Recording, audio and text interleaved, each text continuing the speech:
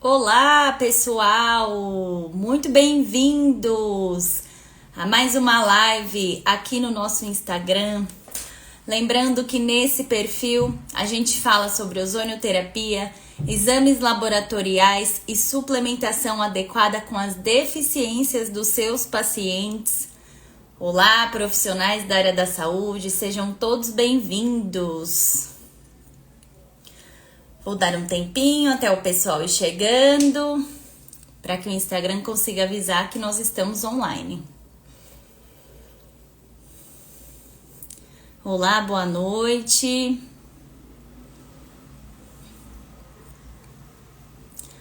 Pessoal, hoje a gente vai falar de um assunto bem importante dentro da nossa prática clínica. Nós vamos falar sobre resistência à insulina, como que as terapias complementares podem ajudar os nossos pacientes que têm uma resistência à insulina, ok? Eu, particularmente, dentro da minha prática clínica, eu pego muitos e muitos casos de pacientes que estão caminhando para o diabetes ou pacientes que já têm um diabetes instalados. E aí hoje nós vamos conversar um pouquinho sobre quais tratamentos pode auxiliar para esses pacientes que têm esse tipo de patologia, ok?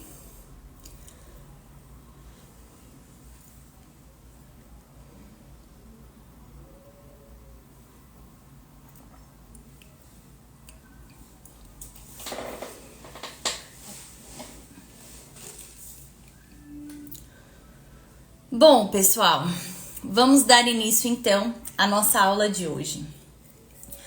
Quando a gente fala de resistência à insulina, significa não apenas que o meu paciente tem um diabetes, mas que ele tem uma resistência dessa glicose poder de fato entrar dentro da célula e aí ter todos os mecanismos vitais que a glicose oferece para o meu organismo. Já que a glicose ela é cofator da produção de energia. Então, pacientes que têm uma deficiência, uma resistência à insulina, eles também têm uma disfunção mitocondrial por conta dessa disfunção da glicose entrar dentro da célula. E existem alguns fatores de risco para que isso aconteça. E um dos fatores de risco, então, é a obesidade, né? E principalmente falando hoje no Brasil e hoje no mundo inteiro, a obesidade vem crescendo muito, inclusive nas crianças, tá? Então, a obesidade é um dos fatores de risco. Outro fator de risco também é a esteatose hepática não alcoólica. Pacientes que têm gordura abdominal têm uma prevalência maior de ter gordura no fígado. Então, isso também acaba cometendo e acaba causando a resistência à insulina, ok? E outros fatores ambientais também que contribuem para que essa resistência aconteça são os fatores ambientais. E aí a gente está falando de agrotóxicos, a gente está falando de uma alimentação rica em açúcar, em gorduras saturadas, em farinhas refinadas, carboidratos simples, que também vão auxiliar para que o paciente caminhe para uma resistência à insulina. Lembrando aqui para vocês que o paciente ele só vai desenvolver uma patologia quando isso estiver nos genes dele, ou seja, um fator genético para que isso aconteça. Ah, Laís, então quer dizer que se o meu pai tem um diabetes, a minha mãe tem um diabetes, eu também vou desenvolver? Não, pessoal, não significa isso. A gente pode ter sim os genes instalados dentro do nosso corpo dessa patologia. O que vai direcionar se você realmente vai desenvolver essa doença são os seus hábitos de vida, são os seus hábitos de sono, os seus hábitos alimentares, como que você dorme e como que você se alimenta, ok? Isso é o principal, tá? Então, como é que ocorre essa resistência à insulina. Então, o paciente começa a ter dificuldade de fazer com que a glicose entre dentro da célula, pessoal. Então, essa dificuldade, quando a minha célula não tem glicose, ela começa a ficar com fome. Com fome, o que acontece? O organismo ele vai tentar compensar de outra forma, já que a glicose é necessário para que o meu corpo produza energia, produza ATP. Então, o meu organismo, como uma forma de compensação, ele vai começar a agir de outra maneira. Então, ele vai começar a produzir glicose de outras formas. O que acontece? Pacientes que têm essa resistência à insulina, mesmo que o corpo tente compensar de outra forma, acaba deixando o vaso sanguíneo, a corrente sanguínea cheia de glicose.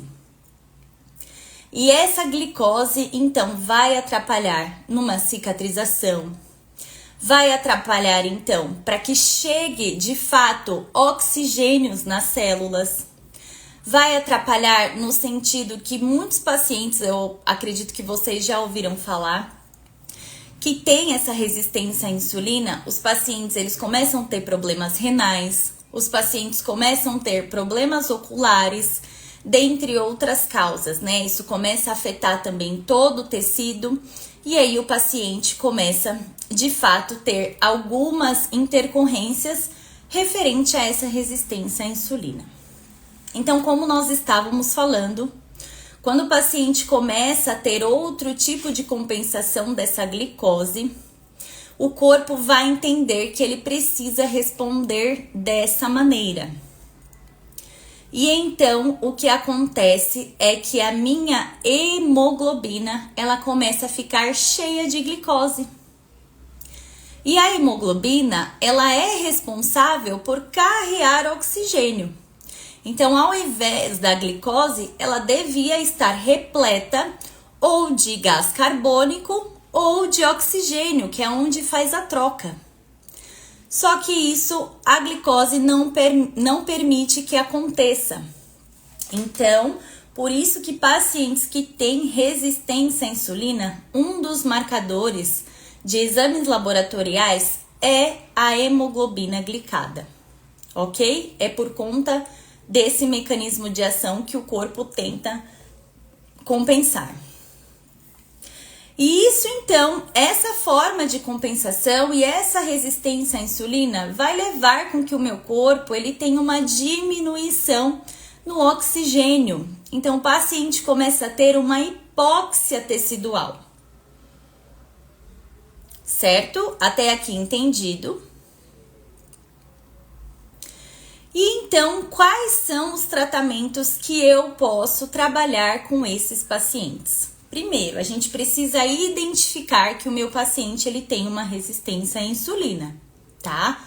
E uma das formas de identificação é a que nós falamos aqui da hemoglobina glicada, né? A hemoglobina glicada, ela precisa estar abaixo de 5,2, 5,3.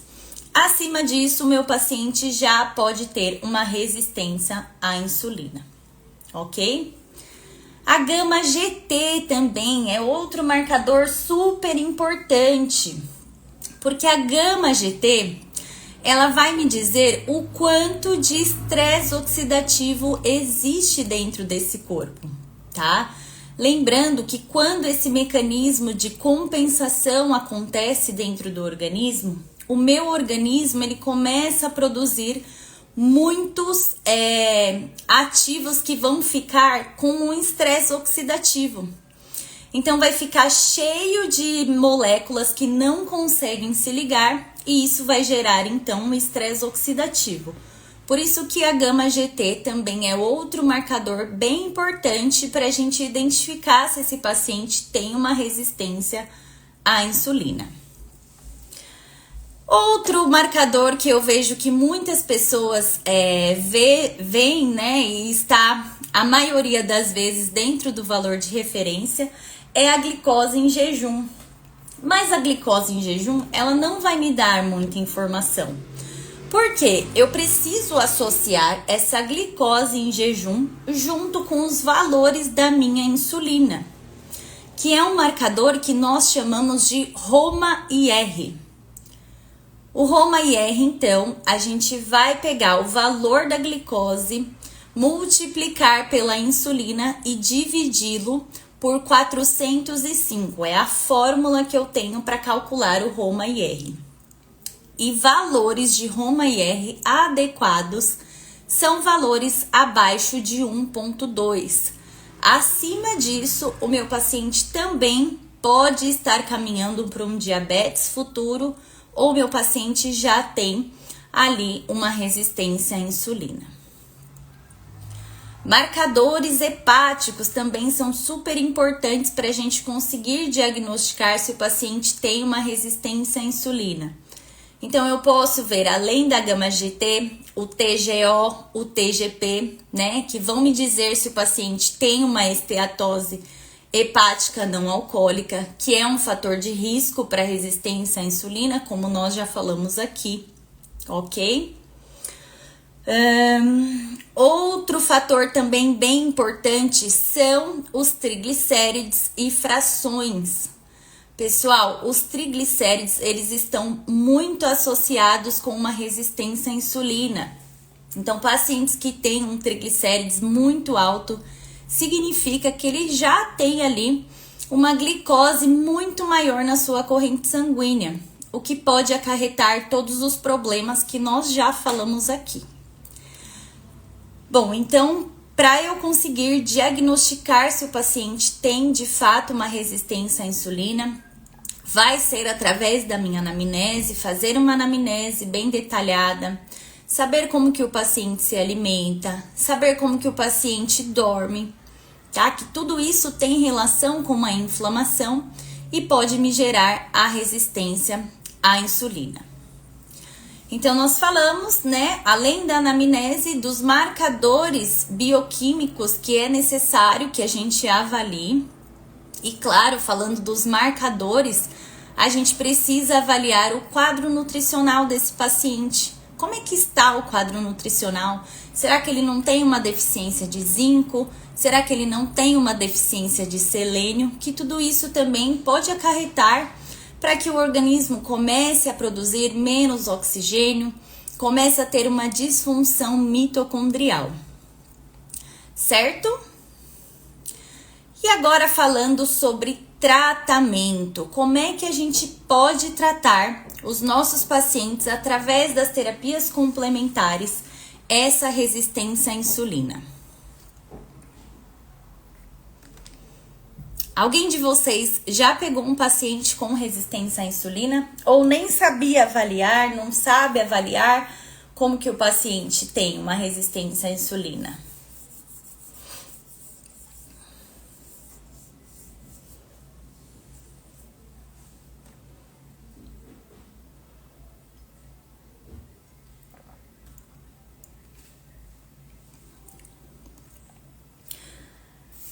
Bom, pessoal, primeiro ponto aqui de tratamento, já que a gente fala muito sobre ozonioterapia, então é ela, a terapia propriamente dita.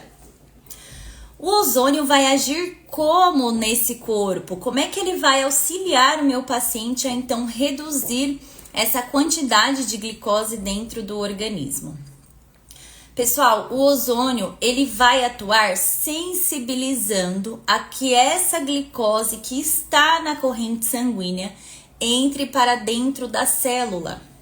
Porque o ozônio, ele aumenta o metabolismo do meu paciente. E como é que ele faz, então, para aumentar o metabolismo? Dessa forma, ele vai, então, pegar essa glicose que está ali disponível e vai sensibilizar na membrana da célula para que essa glicose entre. Então, esse mecanismo compensatório que o meu corpo está reagindo, uma hora ele vai entender que não é mais necessário ele agir dessa forma. Ele já entende que a glicose entra dentro do organismo e através dessa glicose, então, eu consiga ter produção de energia e consiga ter um metabolismo celular adequado, certo?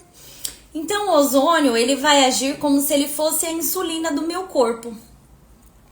Apesar que o paciente que tem um diabetes, as células do pâncreas, eles começam a diminuir a produção de insulina, entendendo que essa insulina ela não tem função, certo? Então, os pacientes eles começam a produzir cada vez menos, por isso que existem muitos pacientes que são dependentes dessa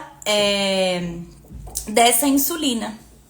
Começam a tomar insulina e enfim. Então, o ozônio ele vai agir basicamente nesse mecanismo de ação.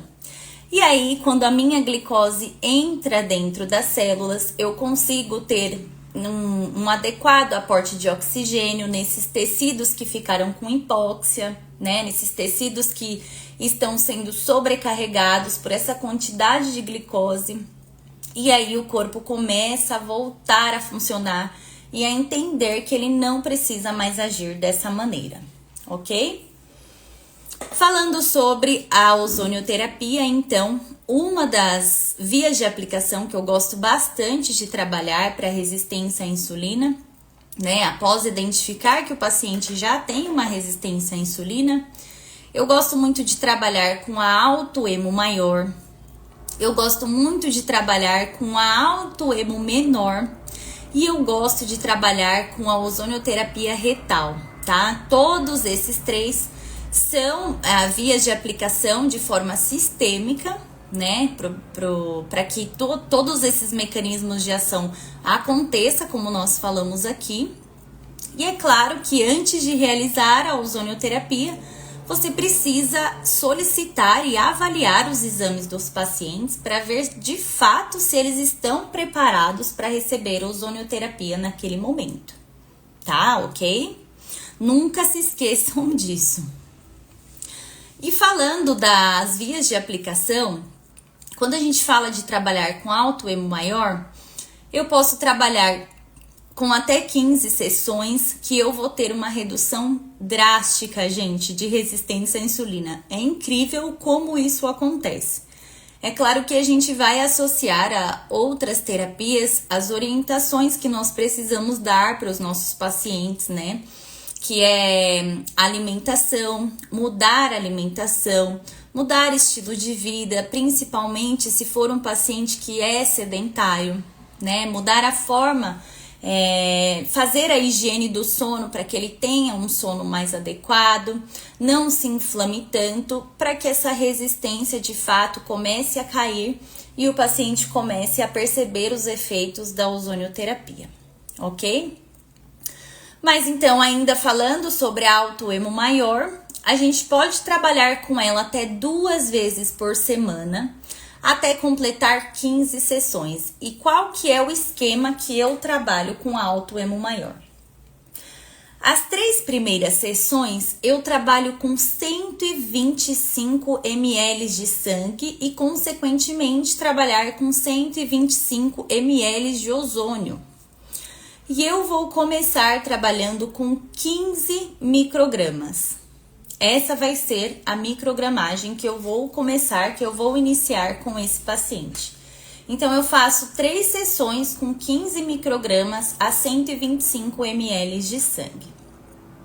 Partiu para as próximas 3 sessões, eu vou aumentar 5 microgramas de ozônio e ainda continuar trabalhando com 125 ml de sangue, tá? Partiu para a próxima 3 sessões de ozônio, vou trabalhar com 25 microgramas, ainda 125 ml de ozônio. As próximas 3 sessões, vocês vão continuar aumentando 5 microgramas cada sessão, e aí vocês vão trabalhar com 150 ml de sangue, certo? Então, esse vai ser o limite, 150 ml de sangue e aumentando a cada 3 sessões 5 microgramas de ozônio, certo? E associado a autoemo maior, trabalhar com a autoemo menor, né? A autoemo menor vai identificar, quando a gente injeta aquele sangue no meu paciente, os macrófagos vão entender que ali é um lixo. E aí ele vai ser estimulado e então vai fazer toda essa limpeza que eu desejo no meu paciente. Então a autoemo menor, eu sempre vou trabalhar com 5 ml de sangue ozônio e também posso ir aumentando a cada 5 microgramas a cada 3 sessões, também até completar as 15. Ok? Deu para entender? Ai, Laís, mas o paciente não vai fazer autoemo maior. Não tenho essa possibilidade, não tenho manejo de fazer autoemo maior. Como é que eu posso trabalhar, então, com a via sistêmica nesse paciente?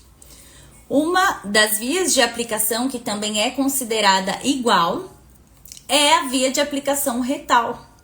E na via de aplicação retal, o esquema terapêutico vai ser o mesmo, tá, pessoal? Só que dessa vez, você só vai injetar o gás de ozônio. Então, a gente começa com um volume de 120 ml, tá? Nas 3 primeiras sessões, depois as próximas vocês vão aumentando para 150 até completar 200 ml de ozônio, certo? E também o mesmo esquema, vou aumentar de 5 em 5 microgramas a cada 3 sessões. Certo? O ozônio, então, vai ajudar para que esse mecanismo de ação aconteça da glicose entrar dentro da célula e o meu corpo entender que ele não precisa mais trabalhar de forma que não tem oxigênio. Ok?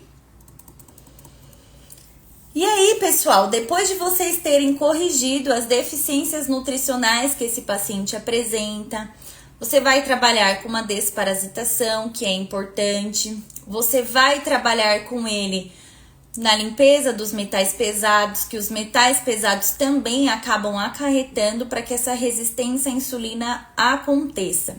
Vai fazer uma modulação intestinal, né, que também é super importante, já que todas as patologias começam dentro do intestino. Então, eu preciso corrigir essa barreira para que ela não deixe que nada passe para a minha corrente sanguínea. Então, eu preciso trabalhar com todas essas formas que nós falamos aqui, para que você tenha também resultados mais duradouros no seu tratamento, certo? Pessoal, depois eu vou responder todas as dúvidas de vocês, tá? Certo, então eu já fiz a avaliação do meu paciente com anamnese, já solicitei os exames laboratoriais para ele. Vou iniciar então com ozonioterapia, se ele estiver preparado naquele momento. E aí, pessoal, aqui vem a cereja do bolo. O que nós vamos fazer para que esses mecanismos... Acho que deu uma parada aqui. Acho que voltou. Então, como eu estava falando para vocês, a cereja do bolo, qual vai ser? Eu vou trabalhar com ele com uma suplementação. E se você faz uma suplementação injetável, é o que eu aconselho para vocês, tá? Principalmente se o paciente ele tiver uma permeabilidade intestinal. Quando o paciente tem uma permeabilidade intestinal, ele não consegue absorver de forma adequada uma suplementação por via oral. Então, é por isso que a gente faz por via injetável, tá? Mas também nada te impossibilita de você tratar o intestino do paciente e aí entre com uma suplementação oral, tá? E o que eu gosto de trabalhar para esses pacientes? Bom, esse é o número 1, assim, de praticamente todos os meus tratamentos, tá? Que é o complexo B, principalmente B1, que é a tiamina, B2 e B3, tá? Por quê? Esse trio, pessoal, ele vai agir totalmente ligado ao metabolismo celular do meu paciente. Então, quando o paciente ele tem uma deficiência do complexo B, ele não consegue ter essa respiração e produção de energia adequado, o que pode acarretar na disfunção mitocondrial. E isso, pessoal, o ozônio não vai conseguir agir. Então, é por isso que vocês precisam suplementar esses pacientes, tá? Então, o primeiro é o complexo B. E aí tem outros dois aqui que é a minha paixão, principalmente quando a gente fala de resistência à insulina, que é o picolinato de cromo, tá? O picolinato de cromo, ele vai ter uma sensibilidade maior na hora de colocar essa glicose para dentro da célula. Então, os níveis de insulina desses pacientes, eles caem muito, drasticamente. Pacientes até diabéticos, eles conseguem manter níveis ideais de glicose no sangue. Então, ele é um suplemento muito bacana quando a gente fala de resistência à insulina, tá? E também tem um outro que eu gosto bastante, que é o vanádio. O vanádio também vai agir da mesma forma, ele também age como um antioxidante e vai conseguir também reduzir os níveis de insulina desses pacientes, ok? E aí, então, você já fez uma desparasitação, você já conseguiu fazer ozonioterapia nesses pacientes, você já suplementou esses pacientes, já viu as deficiências que ele tem, né? Já corrigiu e aí o seu tratamento vai ser potencializado. E é claro, né, pessoal, sempre orientar os pacientes com relação à alimentação. Você tá ali trabalhando com uma terapia que é altamente anti-inflamatória, uma terapia que é altamente antioxidante, oxidante temporária, mas depois acaba exercendo aí a função das enzimas antioxidantes. E aí, né, o paciente, nada vai adiantar se você fizer tudo isso, a sua parte profissional, se o seu paciente ele não tiver uma adequada alimentação, um sono adequado, tá? Esses pacientes, eles têm muita dificuldade de dormir. Então, eu sempre oriento com relação à higiene do sono, né? Quando o paciente não dorme bem, isso aumenta muito o cortisol, o que é o hormônio do estresse, e baixa muita melatonina. Então, o paciente ele não consegue ter essas células restauradas.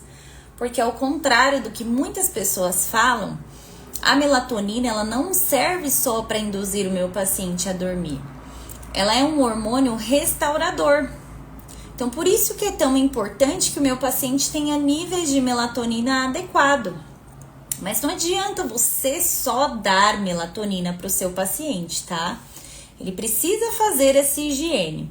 E aí eu oriento para ele, olha, antes de você, 2 horas antes de dormir, diminuir as luzes brancas, né? Você pode colocar um abajur de luz vermelha, porque a luz vermelha, ela induz a melatonina a aparecer ali, diminui cortisol.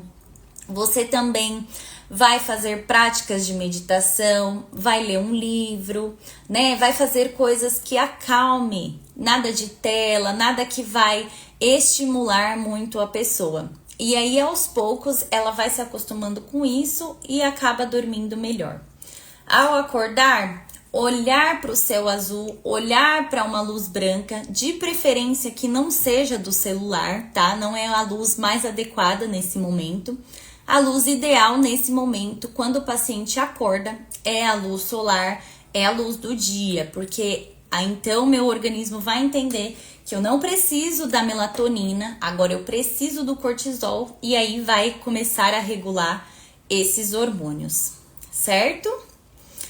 E aí na alimentação é aquilo que nós já sabemos, que a gente precisa orientar o paciente, diminuir níveis de conservantes, níveis de aditivos que contém nos alimentos que são embalados, paciente se alimentar mais de frutas, de verduras, né?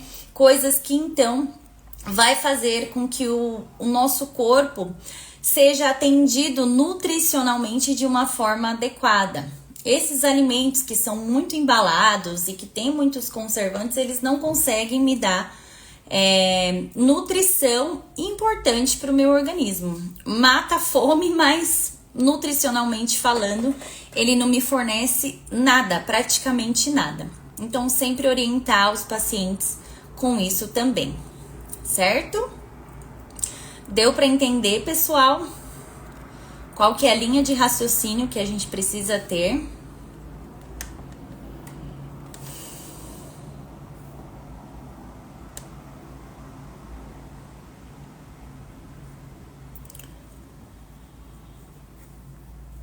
Então, eu vou começar a respondendo aqui as dúvidas de vocês, tá? 15 sessões também por via retal? Também por via retal. Você também vai utilizar 15 sessões via retal. A doutora Carolina perguntou, você faz biorressonância? Faço. Biorressonância é incrível para direcionar a gente para um tratamento. O que acontece? A biorressonância, ela não me dá valores adequados para suplementar os pacientes. Então, assim, quando você faz uma biorressonância no seu paciente, você sabe a deficiência que ele apresenta ali, mas você não sabe o quanto que você precisa suplementar para você ter esse controle. Então, é por isso que eu gosto de exames laboratoriais, porque eu tenho exato valor que o meu paciente apresenta e o quanto eu quero chegar, tá? Então, a biorressonância, ela te direciona para o tratamento, mas você não vai conseguir saber o que o paciente de fato ali tá precisando suplementar, o quanto você vai suplementar nesse paciente, tá?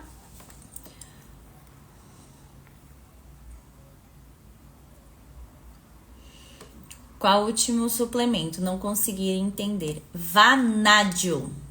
Vanádio. Ele vai auxiliar com que vai aumentar a sensibilidade da célula de receber glicose, tá? Então, vai diminuir os níveis de insulina desses pacientes.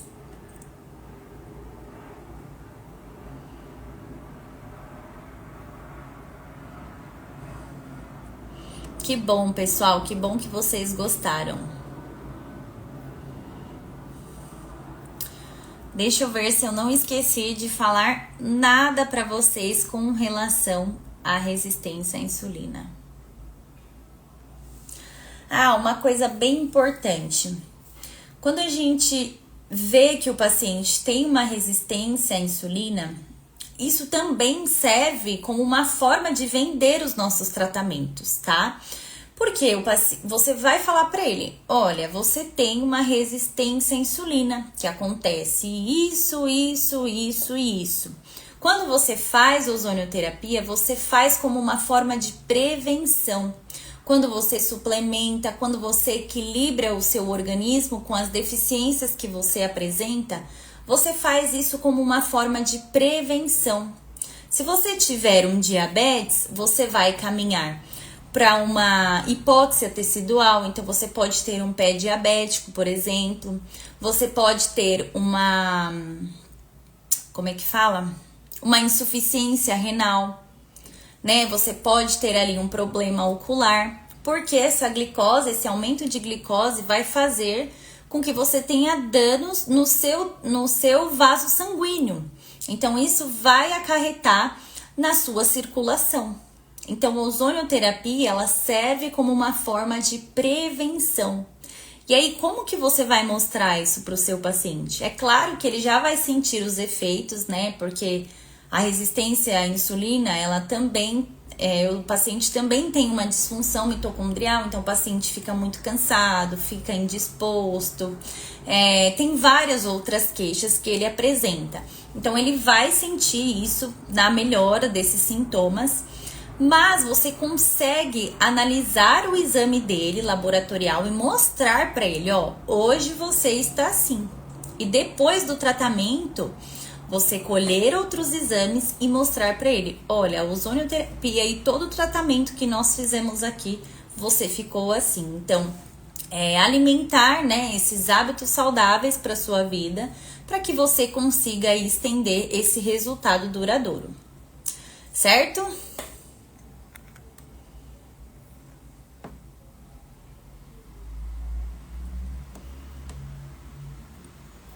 Carolina, você pode sim mandar manipular, deixar pronto no seu consultório e vender já para o seu paciente que tem uma resistência à insulina. Isso não te impede. O que acontece é que você vai ter pacientes que são mais obesos, pacientes que são mais magros, e aí com dosagem isso fica meio complicado. Então, o que eu faço? Eu faço a receita na hora para esses pacientes.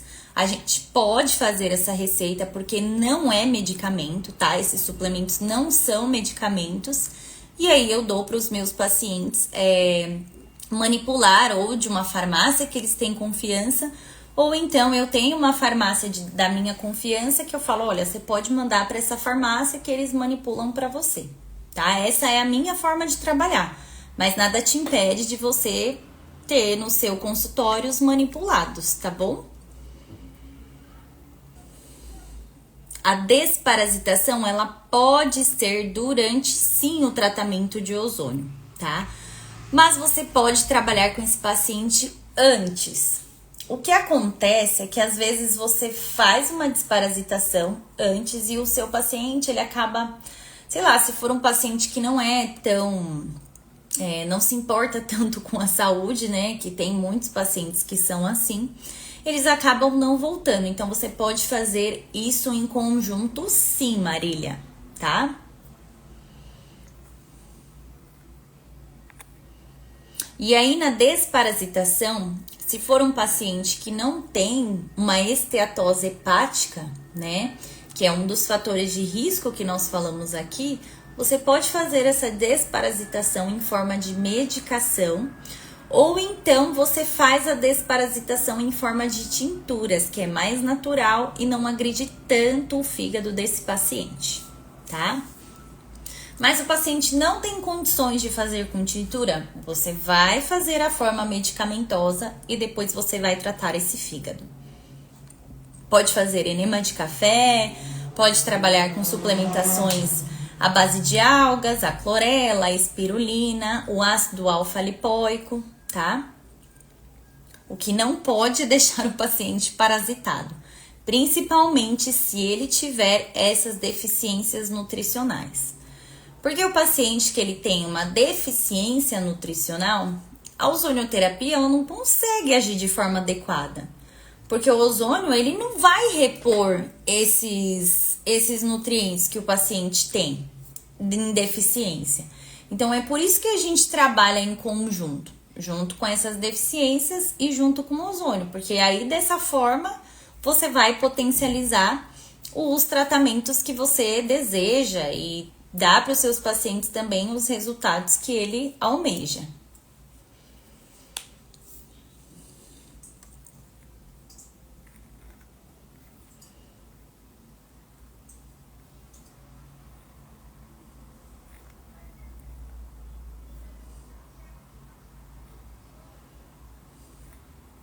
Muito obrigado, pessoal. Muito obrigada.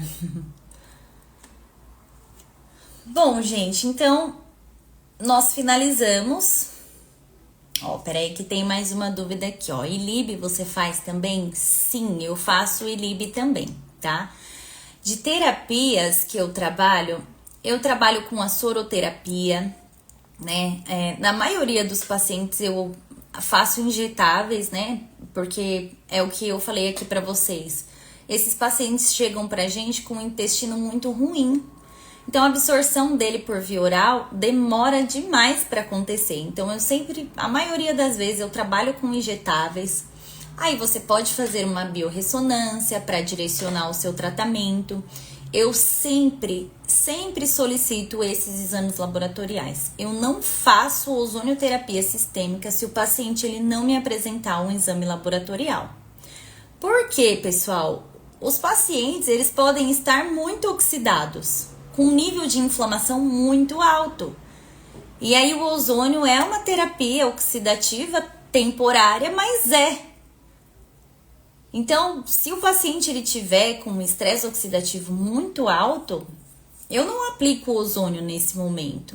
Primeiro, você vai equilibrar as deficiências que ele tem, você vai fazer toda essa limpeza do terreno biológico, vai desparasitar, vai tirar metais pesados, vai consertar a anemia, que os pacientes chegam pra gente todos anêmicos, a maioria.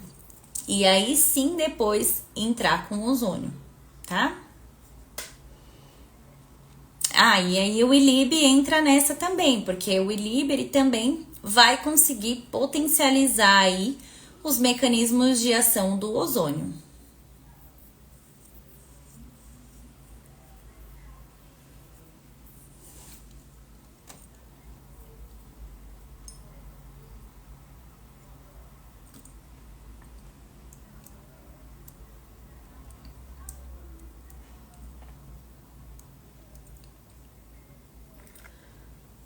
Bom, pessoal, então é isso que eu queria trazer para vocês hoje, é falar da importância da gente conseguir ajudar esses pacientes enquanto eles não são diabéticos, né? Porque depois que o paciente fica diabético, ele começa a ter várias complicações, aí ele pode caminhar para um pé diabético, para uma ferida de difícil cicatrização.